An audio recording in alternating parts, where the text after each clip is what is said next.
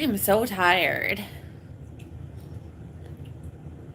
was at my mom's house and I was sleeping.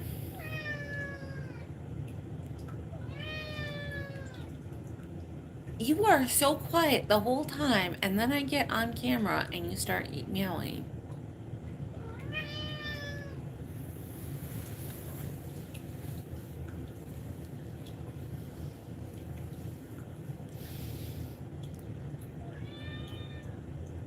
Larry, come here. Do you want some treats? You want some treats?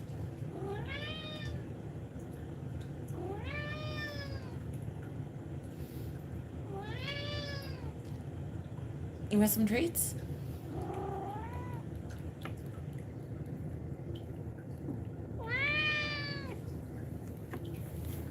Oh, come here. Ugh.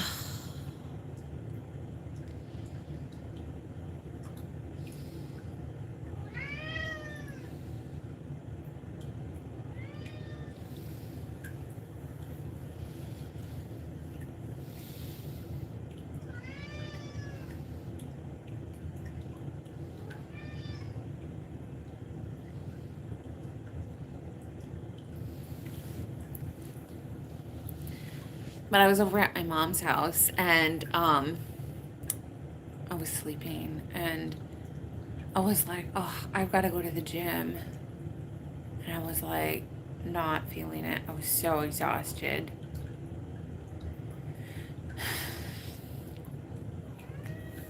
And my arms were like so sore. I was using like 17-pound weights, like 17.5-pound weights. And I was like, ah.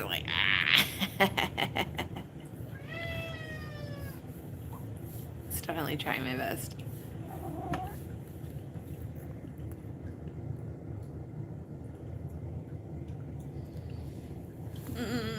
Come here.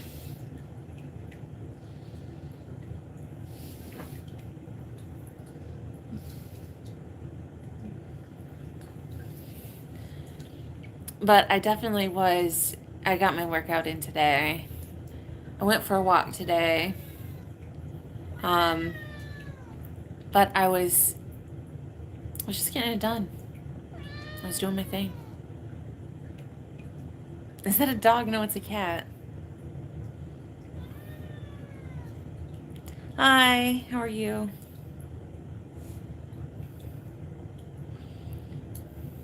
But I had a good day today. It's definitely a good day. My mom gave me a whole 12-pack of Kraft mac and cheese, like the individual packs of Kraft mac and cheese. And I was like, okay.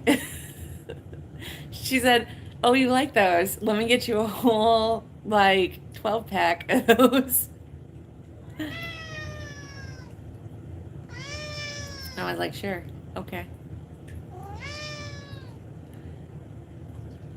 And that was so funny. She's like, we were at Sam's Club and we saw those and we thought you'd like those. And I was like, sure, I'll take a whole 12-pack. That was so funny. I was kind of worried about my mom today. She was really depressed about something. And she hasn't showered for 2 days. And I was like, Mom, are you okay? And she was like, I'm fine. I'm just working up to taking a shower. Hello. Hello, DJ Puckett.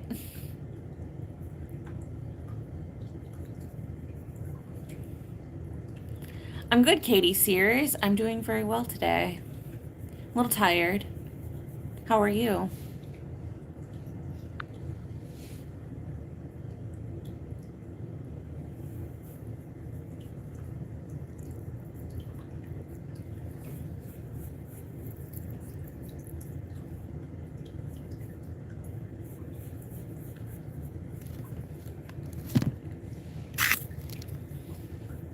Oh, Blueberry.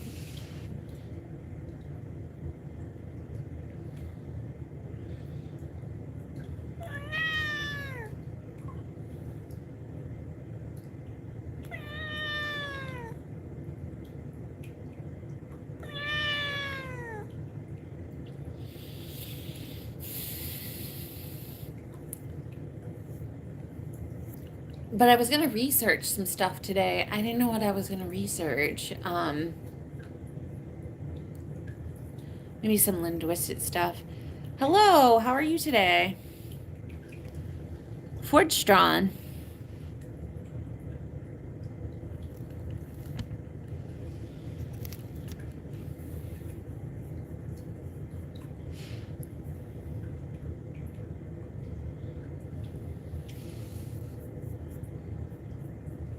Larity's bumping the camera.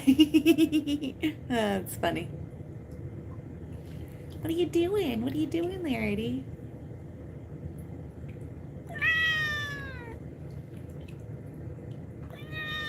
Hello, Adie. Or is it Addie? Hi, Brand. Hello. Is it James? Hello, James.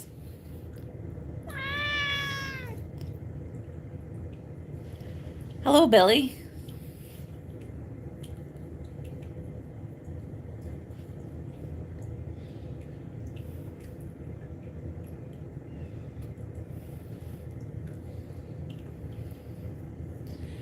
But yeah, I did my workout today. I told my personal trainer that I wasn't going to do my workout for the next 3 days because I didn't think I would be able to get to the gym. So hopefully she changes my workout so I don't have to skip them. So I'm a little bit like, oh, come here, come here. Your daily cat. Oh, come here. Oh, hello.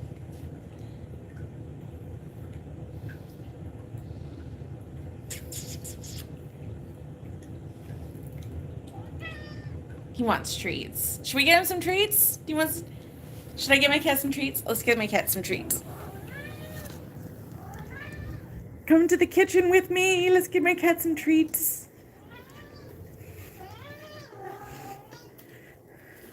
See, look at this big old 12-pack of Kraft mac and cheese that my mom got me. She was like, we went to Sam's Club and she was like, you like Kraft mac and cheese, right? And I said, yeah, sure. So she got me a big 12-pack.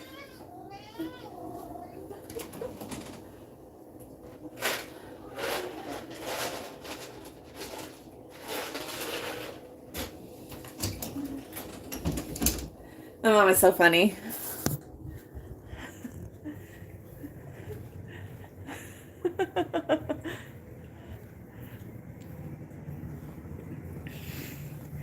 I didn't get any reading done today. I was going to do some reading today, and I didn't get any reading done today.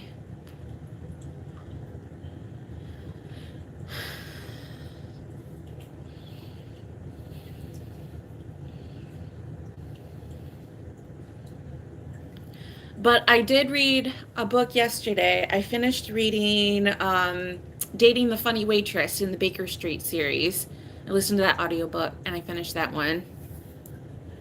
So I'm probably going to listen to the next one. I had to return Atmosphere because I had it from the library and I was reading that. But I might just purchase it. I don't know. Oh, I have to check my mail. I didn't check my mail today.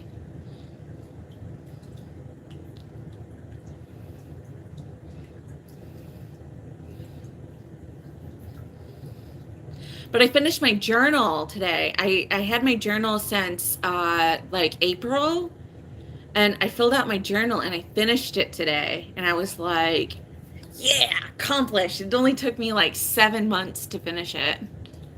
That was like really hard because it only takes me like 3 or 4 months usually, but for some reason this journal took me forever to finish. And I was like, why is it taking so long to do this journal? And it's because I wasn't writing in it every day, and I was doing DBT therapy in it, and it just took me forever to do this journal. And I was like, I was slogging through it, and I was just like not updating it every day, and I was just like having trouble. So I just like did not, write in this journal every day. And so I just finished it today, and I was like, I was very happy to be done with it so I can start a new journal. But the problem I had with it is that I didn't decorate. Usually, what I'll do is I'll decorate the front of the journal, and I did not decorate the front of it, so I was not excited to use it. But I have the next one, which, let me take off the tag on it.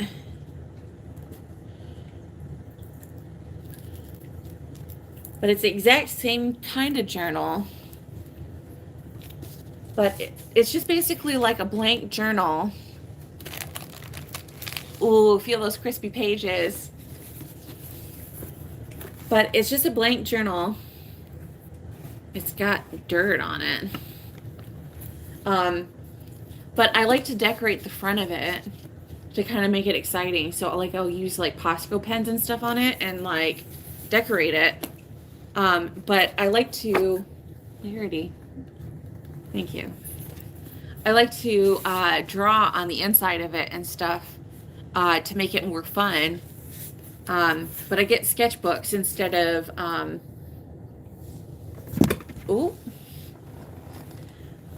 like to get sketchbooks instead of lined paper because I like to draw in my journals, and like I don't like lined journals because they're just not as interesting as sketchbooks. So sometimes I do get lined journals. I had a 5-year journal that I got through in like 9 months before, and I sold that on eBay. I sold a whole bunch of journals on eBay because I just couldn't stand looking at them. And I made something like,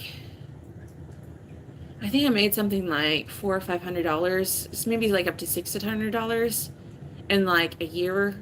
I probably sold like 20 journals or something on eBay, and I made like a bunch of money off it. But it was like all of my journals from like my 20s and in my 30s. I sold them on eBay. Just because I was just like, I didn't like looking at them, and they were really depressing because they talked about like I was self-hating in those journals, and I was talking about like how, I wasn't happy in those journals. So, and they talked about like problems that I had and stuff, and I didn't like going through those journals because, they were old problems that I had, and I just didn't like going through them. So, because they would be like the same problems over and over again, and they were problems that I had fixed about myself.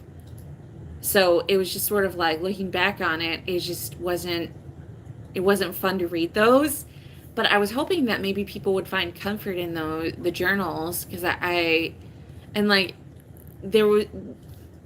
sold the journal in which I had my mental breakdown, because I thought that might be interesting to read, like what a bipolar episode looked like on paper. So I was journaling throughout my whole first episode, like through my first and my second episode, I journaled all through it. So, and like I had a journal while I was in the hospital during my first episode, because they gave me like notebooks. So I like journaled while I was in the hospital, and like all through my first, so I was in the hospital for several months, and I would like write poems, and I wrote like thoughts and ideas and stuff like that, and I wrote them down on paper. And, so I sold that on eBay because I thought that might be interesting to read for someone, if someone was like reading about that, or like what they wanted, I thought that might be interesting. So I sold that, and and I had a second episode, and I sold that journal. But like through my 20s and into my 30s, I think I sold it up to like 2023, all of my journals. But it's just because I didn't like looking at them. They depressed me, and I didn't want to throw them away because I thought that they might be useful to someone else. So I sold them. And, it's because my mom told me that when I passed away, they were just going to throw my stuff away. And so I wanted to kind of preserve some of my history without, by selling it, that maybe it would get preserved in some way, that there would be people that would be like archiving my words. So by selling it, it's out there in the world somewhere. So I don't know. I don't know where it is, and I don't know what's being done with it, but it's out there, and they're out there in the world. People are reading it. So I don't know how. I heard people told me that my journals are interesting. So, although one woman said tried to return my Grand Canyon journal, she didn't like it, and I said no, keep it. I don't want it. Because she said it was just a personal journal, and she was hoping that it was like more like a travel log. And it was like, I wrote that it was like a personal journal when I did the Grand Canyon journal. So she was kind of disappointed by what she got. So I don't know. But I got like people who were pretty excited about my other journals. So I don't know. I just I sold I there was one woman who kept buying up my journals. I had to block her because she bought like maybe like 3 or 4 of my journals, and she was really into my journals. And I was like, this is getting a little obsessive. Like you need to not be like too into, she was getting too into my life. And I was like, you need to not buy my journals anymore, lady.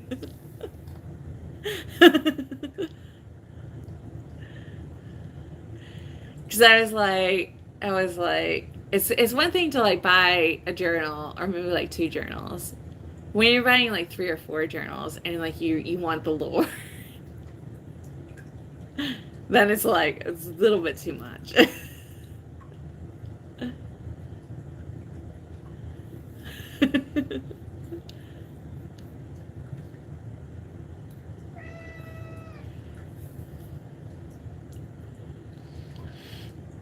But I don't know. I was gonna write my journals through my 40s, and then maybe I would sell them again and just get rid of all my 40s journals, and then do my 50s and then sell those, and then do my 60s and then sell those, and just like do them by decade and just get rid of them.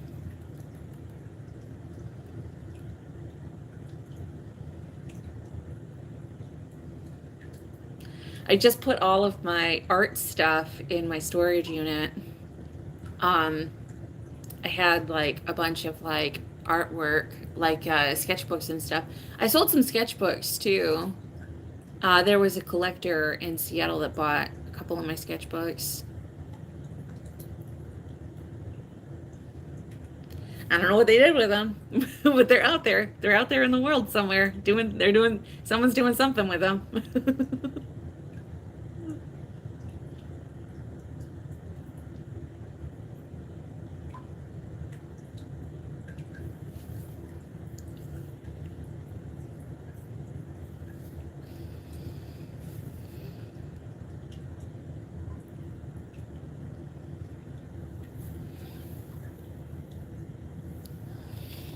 Right, Larry? Piece of history is out there. Piece of me is out there somewhere, out in the world.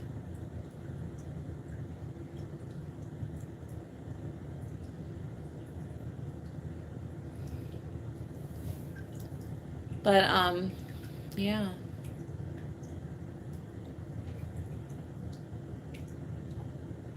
I don't know what people are doing with them.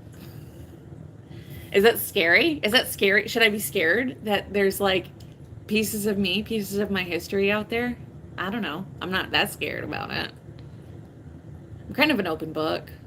I don't really have anything to hide.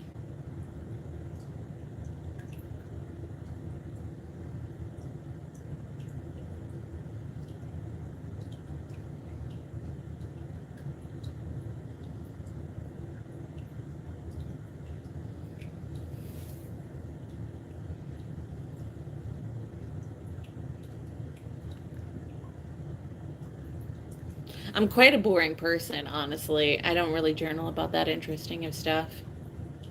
My DBT journals are really boring. It's like, have you drank? No. Have you used substances? No. Did you use your rational mind? Yes.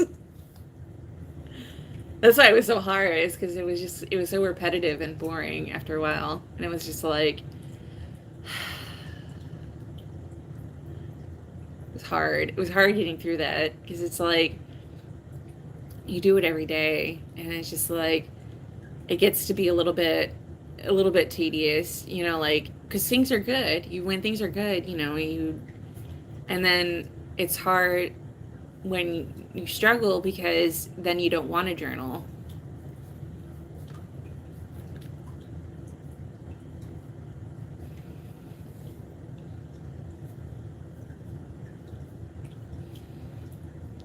Or that you journal so much and that it just like it falls off because you're like, I'm doing good, why do I need to journal? And then so but I like DBT is good. It's useful. Um but I like doing cognitive behavior therapy more than I like doing DBT. I like doing CBT rather than DBT. Just because I'm a chatty Cathy. I don't I don't want to have to use life skills. But just let me talk. Let me do talk therapy.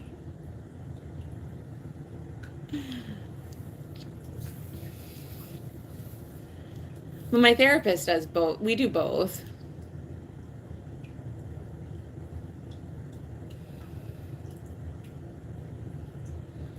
My therapist was talking to me about checking the facts because I was struggling with that recently. And I was like, because I was like talking about like, because I was like spiraling and I was like, she was like, you know, she wanted me to check the facts and what's, she's like, what is your worst fear? And I was like talking about my worst fears, about things that I was afraid were going to happen to me, and like what I was afraid, what my worst fears were of what I thought was going to happen to me in the future, about things that I could control and couldn't control. And she was like, you need to journal about like doing like living in that worst fear and like how you're going to react to that.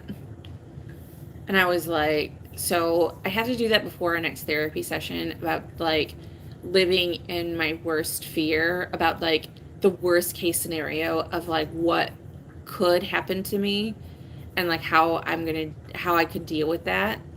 And like I think that that's like, people don't often like think about, people like are afraid of the worst case scenario like happening to them, and like they do everything they can to avoid it.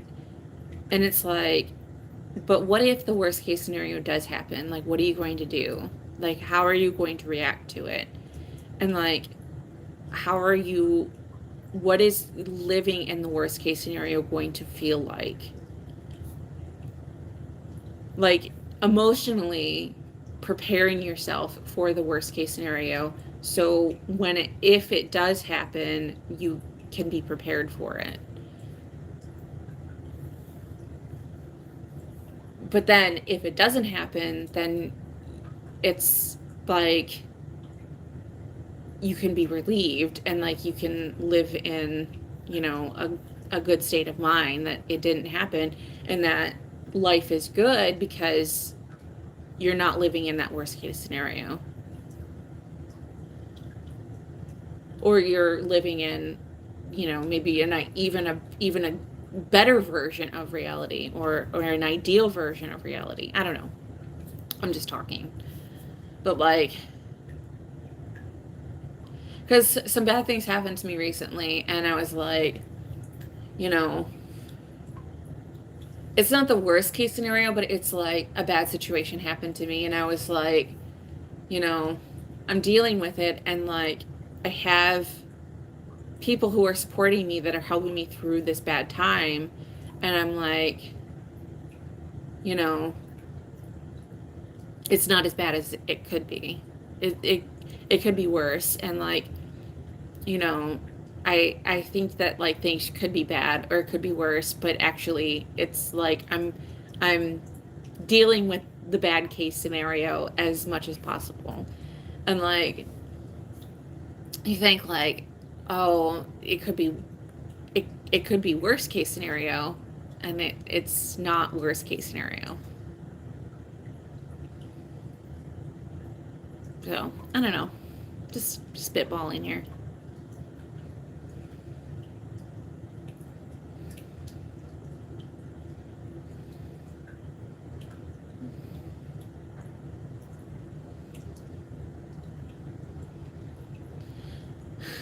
Anyway, so yeah.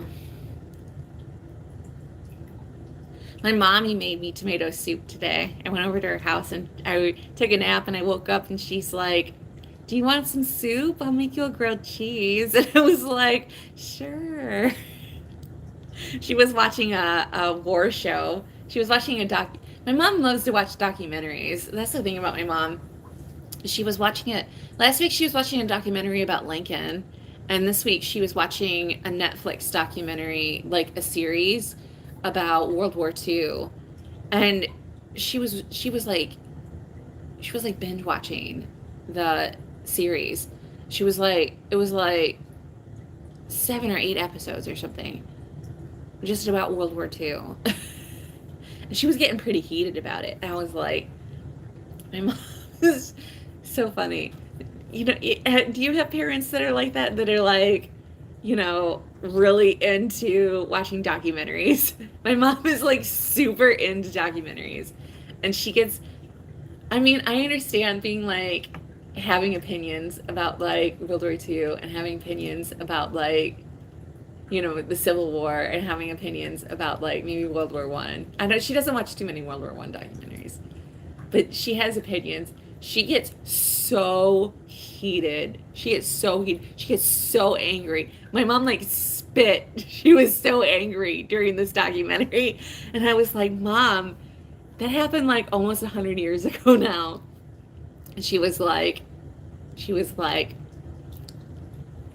but it has effects that happen that are still happening today. It was like, mom, mom, mom, it's you don't get so heated. It happened like 100 years ago. It's history now. It's like a long time ago. She was like, those rats, those rats.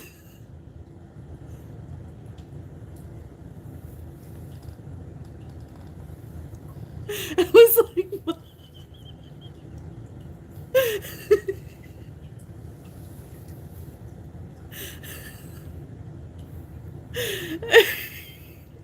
She just gets so.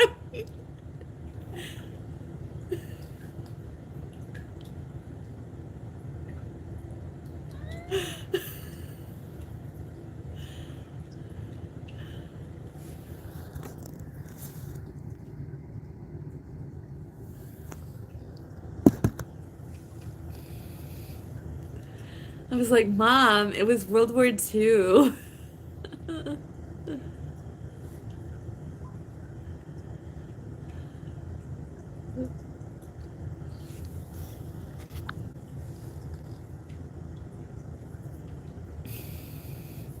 But I don't know. That's just my mom. She's a little bit she's funny. But it made me laugh. And she was like "Don't you have opinions about things?" And I said, "Yes, I do." And sometimes I do get a little heated about stuff and I get excited about stuff. But it was so funny to me that she was getting so heated about World War II. I don't know.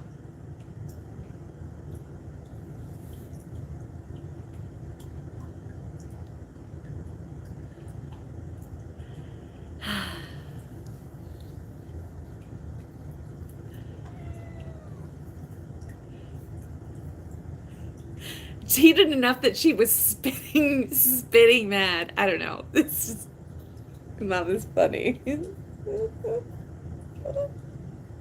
I love my mom. My mom is so funny.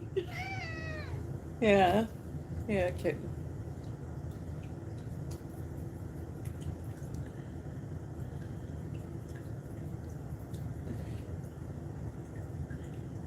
She used to get that way about C-SPAN. She would watch C-SPAN and she would get mad.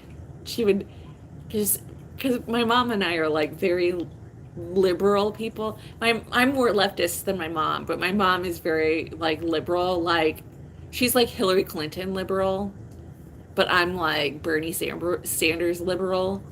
So like I'm more like a democratic socialist, but my mom's like Hillary Clinton liberal. So my mom gets like pretty.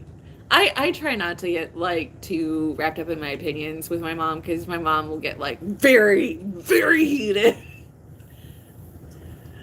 But I try not to like talk about my opinions with my mom because she will like argue the point. And like we basically agree on the same things mostly. So it's like kind of moot point. So it's like kind of like arguing with the choir. But my mom gets like super, super like super angry about stuff. And I'm like, Mom,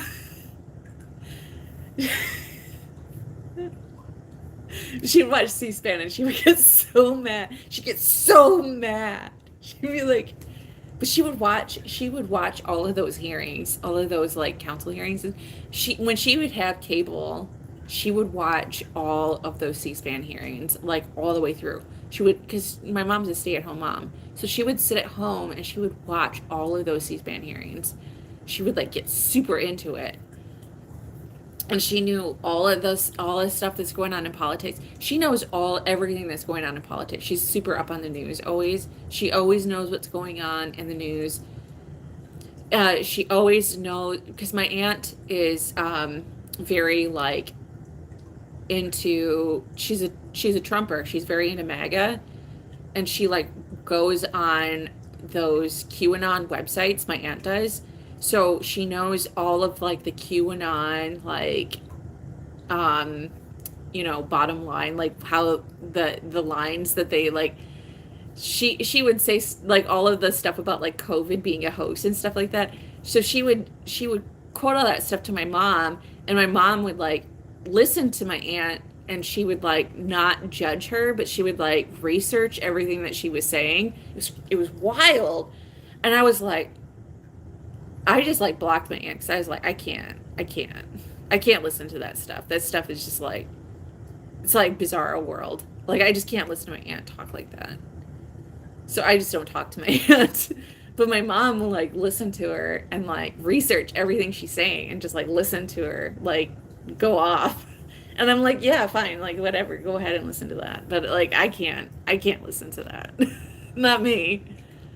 That's too much. That's too wild. But bless my mom. My mom will always listen to the other side, and she will always keep an open mind about things. So my mom will tell I will listen to this stuff secondhand from my mom about what my mom hears from my aunt and all of the stuff that my aunt says. And like that's how I hear about like the other side is through my mom. So bless my mom for filtering that stuff to me because I could not do it. I cannot do it. I cannot listen to it firsthand because I would get too heated.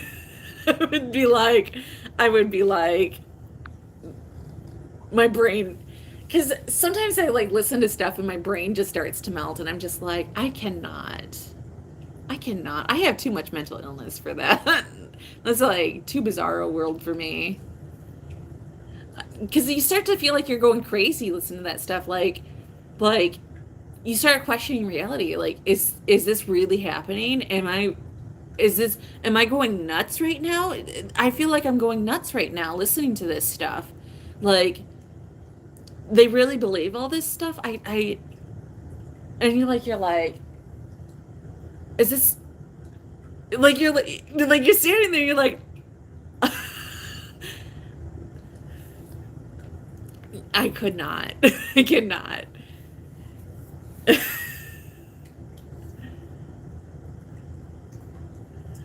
But bless my mom. Bless my mom for being a trooper, and it's because she loves my aunt. She loves her, and she will listen to that. And bless her for doing that.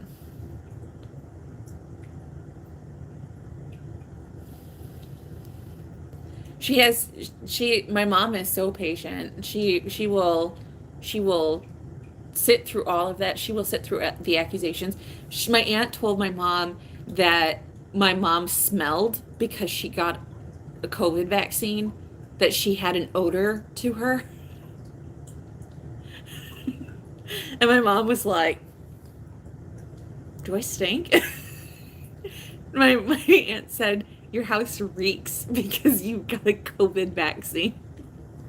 She said, "I will stand outside." I was like, "What?" Okay, okay.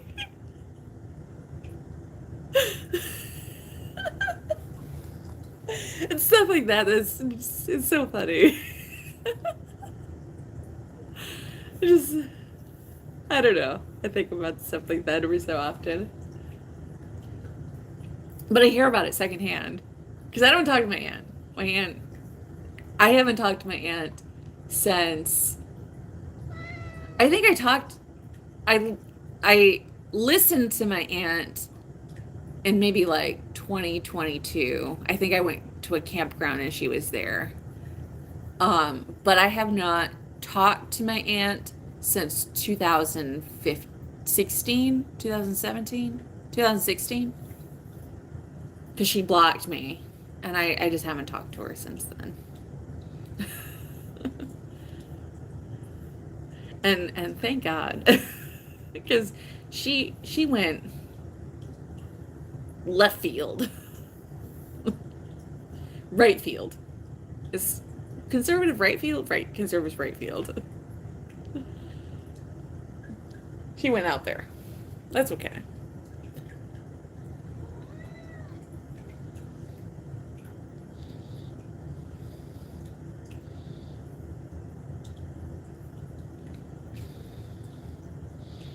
It's not that I don't love my aunt. I love my aunt. It's just that she's a little bit kooky. A little bit kooky.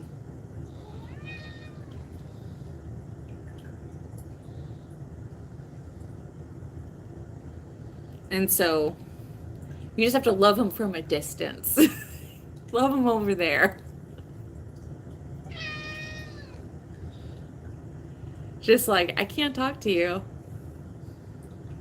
but you can just be over there. And I'll just hear news from my mom about you.